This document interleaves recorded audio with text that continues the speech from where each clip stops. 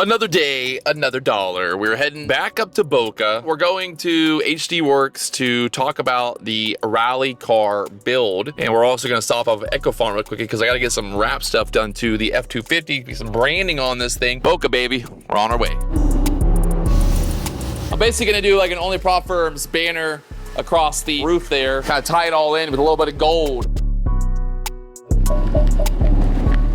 We're back here at HDwerks. We're trying to figure out what our plan is for a rally car build. Oh yeah. I think the Subaru is probably one of the best base. Everything's available, right? So you can get multiples of everything. You're gonna gut the car. Yeah. It's gonna have nothing in The it. guy at the car dealership, he's like, do you want a ceramic coating? I was like, no, sir. He's like, yeah. do you want the interior package? I'm like, no. I'm like, we're making this a race car. I'm He's like, gutting it, dude. bring it back and be like, I don't know what happened. Everything just fell out of it. The big thing is just get rid of as much weight as possible. Try to create balance in the car. How they build in Pro, they cage the entire thing and then they stitch weld like literally everything. So it's like extra. It's that way, because you're stitch welding basically the body to the cage. The body's on the cage, and then the car itself inherently flexes a little bit. That chassis is actually really, really stable, even in like the stock form. The limited class is basically anything's allowed other than you're not allowed to do like wide body fenders, which we're not going to do. Yeah, stock body. Okay, that's fine. And I think there's a limiter plate on the intake, and so it's like that's it. It doesn't care what motor's in it. Doesn't care, because that's an FA20. Depending on what you want to do,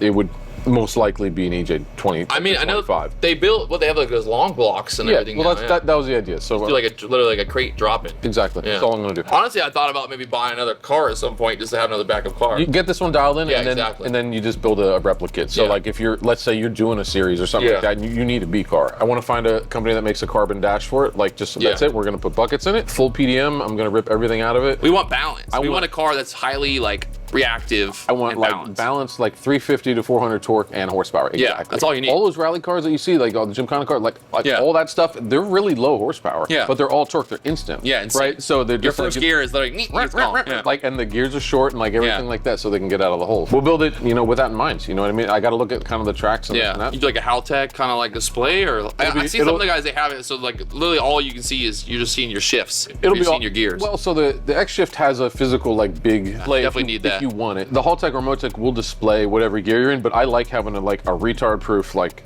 big fat. No, for sure you need it. Yeah, because you're everything's happening so quickly that you're like, fuck, what gear am I in? You need to see what's going on. Yeah, because the last thing you want to do is be like, holy fuck, I'm in 5th gear right now going into this corner, I'm fucked. Like for the real race stuff, it's really Motec. The data logging is so intense on that stuff. Yeah, you can do so much with it. It allows you to control everything. Everything. You basically get rid of all kinds of traction control, any kind of bullshit.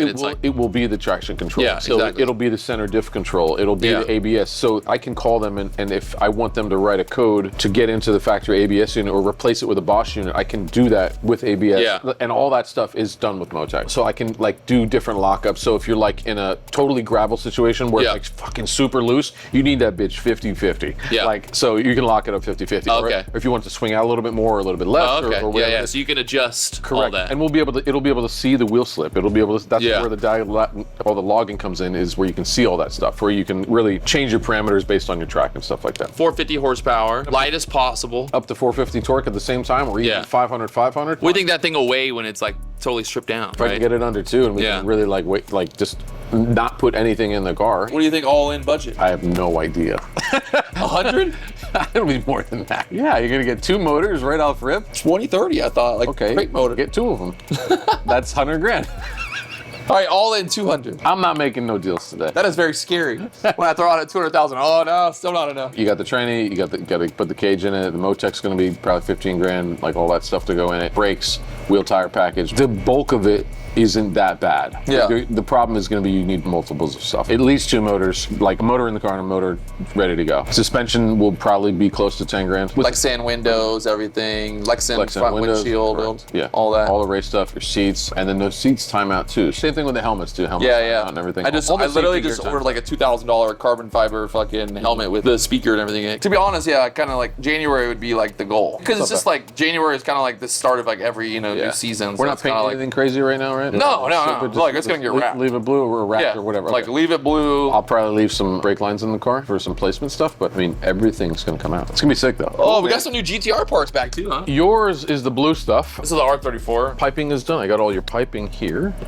actually came back. But that's all the intake piping for the entire 34. Intake manifold. Okay, so that'll all clean up really good. That sticker's gonna go right back on here. Turbos are gonna stay on it. This is the steering pod, and that's like two-tone. Yep. It's your armrest. Yeah, sick. Super nice boot to match, and then I have a center boot for you too. Sick. These are all your rear panels. Yep. So they took basically the rear panel that exists and covered it, so it's nice. And then I have the HKS mats to go here, which are like super sick, and it'll match the rest of the car. Sick. Yeah. And then the floor mats are gonna go over top of this. Yep. This is actually the original carpet. We ended up rewrapping the whole thing. So black Alcantara, that's your back deck. Yeah. Oh my.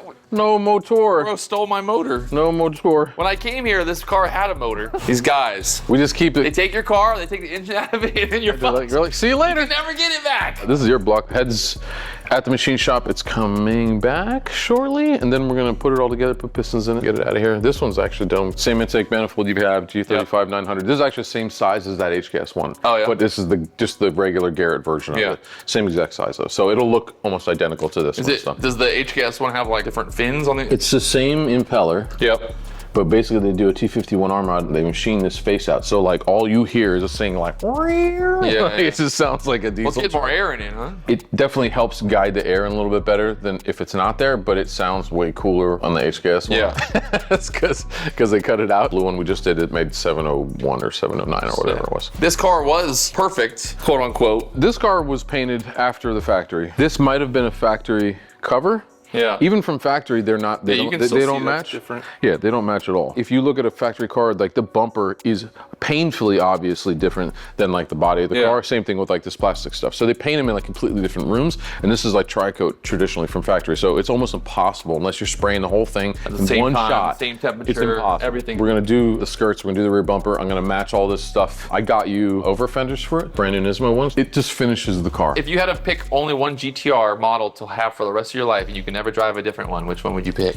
Probably the 33. Why do you think the 34 gets so much love over the 33? Newer and they're in the movies. Yeah. It's the same car. This chassis is a little bit stiffer. All the parts, they're identical. Figured out the cam situation. I just got that powder coat yesterday, so I was just kind of waiting for that to kind of wrap it all up. Why do you feel the need to do stuff the right way? I love building cars. I really like these. I love the sound. I love the noise that they make. They are cool cars. They are collectible. If I can, you know, put my spin on it the way that we see them kind of representing in a new era, like I'm gonna do it. Like I don't like all the old Japanese parts. I don't think they're amazing. We kind of like to merge stuff. So if something works and it's cool, we'll use it. We'll blend it with old stuff and still have some of that style, but we want to modernize it. They did a really good job building them back then for what they had, but like it will be much better than they ever intended. I'm excited to finish this one. I'm a little bit more excited for the other ones. Really excited for the rally car. Rally car is gonna be sick. Rally cars. I just want to jump it. I want to jump it. We got seats for you here. Your wheels that are going on this car. The other set is here. Yours are coming for this car. But they'll be the same exact face, but a different barrel. The barrel is going to be like humongous. Perfect. They're on the front. Sick. Yeah, we got the details like 1-to-1 on these things. This yellow car is sick. Dyno, we made 770 something yesterday. R35 brakes. Interior is crazy on this car. You got the carbon inlay that we're doing the same on the R33. Yeah, same thing. Woo, buddy. This is a full resto. Windows on all, new window seals, everything on this car. Then we did the whole interior, similar to your car. Just everything's matched inside. So good little powwow. Thanks for coming. I'll press the go button. Today is September. We'll be back in January 1st to pick it up. That's right. Don't do any burnouts on the street, okay? My neighbors already hate me. Never. I never do that. I learned my lesson. Don't ever do a burnout at your own office. Do it at someone else's office. Somebody else's office. All right. Shit, man. Awesome. Thanks for coming.